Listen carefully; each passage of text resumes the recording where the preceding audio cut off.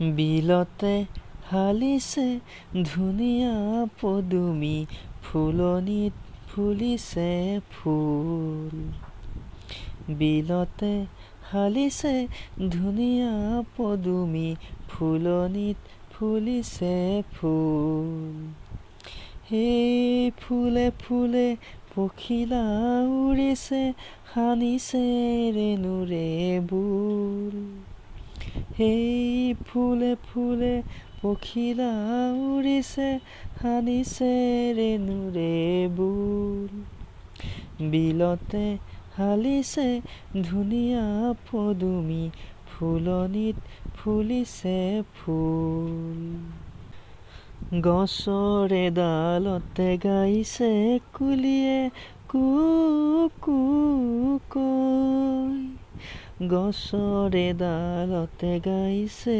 কুলিয়ে কু কু কৈ দূৰ দূৰণিতে জুৰিতি নাচিছে দূৰ দূৰণিতে জুৰিতি নাচিছে জিৰি জিৰি জিৰি জিৰি কৈ নিজান বননিতে কেতেকী চৰায়ে নিজান বননিতে কেতেকী চৰায়ে সুহুৰি মাৰিছে ৰৈ বিলতে হালিছে ধুনীয়া পদুমী ফুলনিত ফুলিছে ফুল মৰমৰ ছাত্ৰ ছাত্ৰীসকল তোমালোকে তৃতীয় শ্ৰেণীৰ পাঠ্যপুথিত এই গীতটি পঢ়িবলৈ পাইছা ইতিমধ্যে সকলোৱে চাগৈ গীতটি গাবলৈও শিকিছা এই গীতটিৰ ৰচকজনৰ নাম তোমালোকৰ মনত আছেনে তেখেত হ'ল সংস্কৃতিৰ পূজাৰী বিষ্ণুপ্ৰসাদ ৰাভা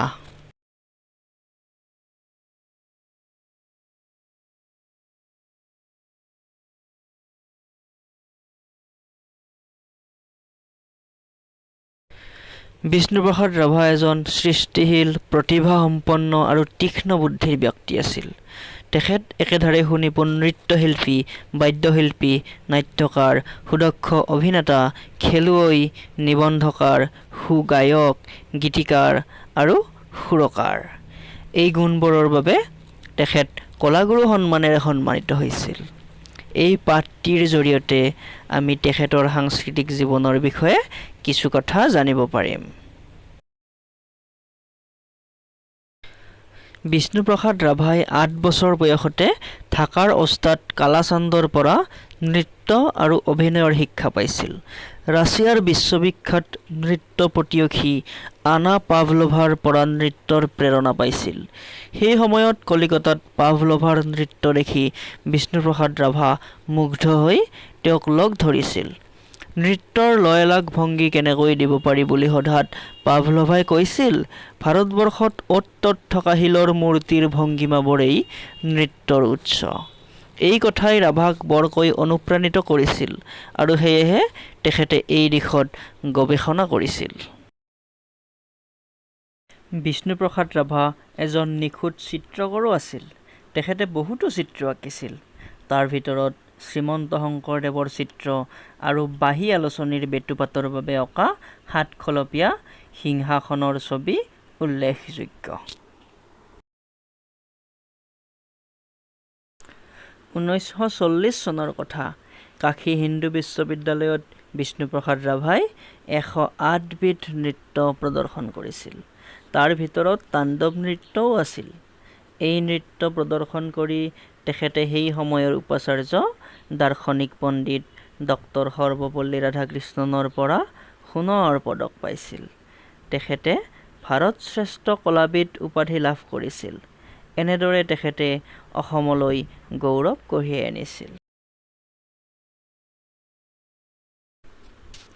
বিষ্ণুপ্ৰসাদ ৰাভাৰ সাংস্কৃতিক জীৱনৰ কেন্দ্ৰস্থল আছিল তেজপুৰৰ বাণ থিয়েটাৰ তাত তেখেতে বিভিন্ন গীত গোৱাৰ উপৰি নাটকত অভিনয় কৰিছিল তেখেতে কেইবাটাও ভাষা ক'ব পাৰিছিল এই ভাষাবোৰৰ ভিতৰত অসমীয়া গাৰো নগা মণিপুৰী খাচী মিজো মিচিং উৰ্দু ভুটীয়া নেপালী বড়ো বাংলা কাৰ্বি সংস্কৃত আদিয়েই প্ৰধান এইবোৰ ভাষাত গীত গাই তেখেতে বিভিন্ন জাতিৰ মানুহৰ মাজত সমন্বয়ৰ সেতু বান্ধে।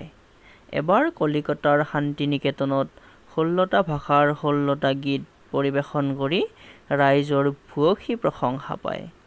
বিষ্ণুপ্ৰসাদ ৰাভা এজন বাদ্যশিল্পীও আছিল। তেখেতে বিভিন্ন প্ৰকাৰৰ বাদ্য বজাব জানিছিল। সেইবিলাকৰ ভিতৰত হাৰমনিয়াম, তবলা, এছৰাজ, অৰ্গেন, বেহেলা, সেতাৰ আদি উল্লেখযোগ্য।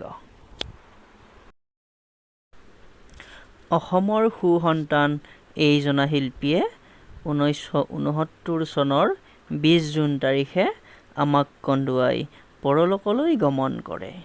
অসমবাসীয়ে তেখেতৰ মৃত্যুৰ দিনটো বিষ্ণু ৰাভা দিৱস হিচাপে পালন কৰি আহিছে।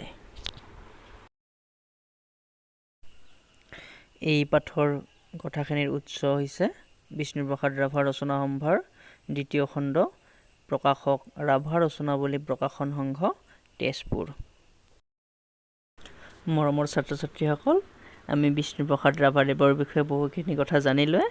আহাচোন বিষ্ণুপ্ৰসাদ ৰাভাৰ বিষয়ে আকৌ অকণমান জানো। তেখেতৰ জন্ম হৈছিল 1909 চনৰ 31 জানুৱাৰী তাৰিখে।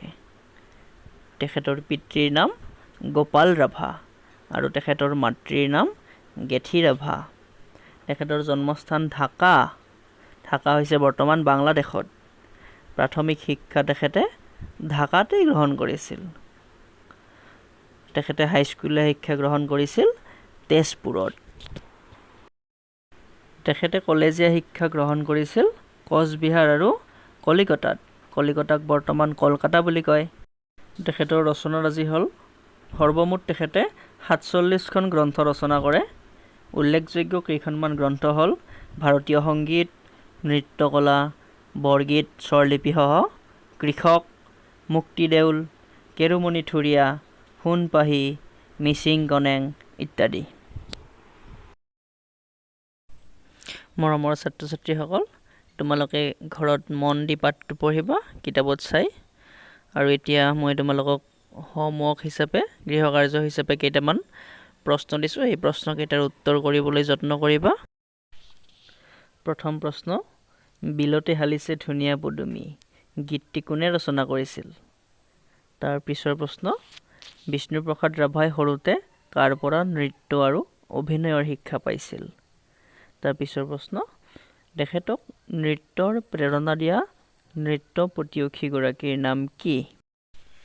ঘ নম্বৰ প্ৰশ্ন, বিষ্ণুপ্ৰসাদ ৰাভাই কি নৃত্য কৰি সোণৰ পদক লাভ কৰিছিল? ঙ নম্বৰ, সোণৰ পদকটো তেখেতে কাৰ পৰা লাভ কৰিছিল? প্ৰথম 6 নম্বৰ, তেখেতে কি উপাধি লাভ কৰিছিল? দ্বিতীয় 6 নম্বৰ, কাশী হিন্দু বিশ্ববিদ্যালয়ত তেখেতে কেইবিধ নৃত্য প্ৰদৰ্শন কৰিছিল? তাৰ পিছৰ প্ৰশ্ন, বিষ্ণু ৰাভা দিৱস কোন তাৰিখে পালন কৰা হয়? আৰু শেষৰটো প্ৰশ্ন হৈছে তেজপুৰত থকা সাংস্কৃতিক মঞ্চখনৰ নাম কি? গতিকে এই প্ৰশ্নকেইটাৰ উত্তৰ তোমালোকে লিখিবা। আৰু ইয়াৰ পিছৰ ভিডিঅ'ত আমি এই পাঠটোৰ সকলোবোৰ প্ৰশ্ন বিতংভাৱে আলোচনা কৰিম। আজিলৈ ইমানতে এৰিছোঁ। ধন্যবাদ।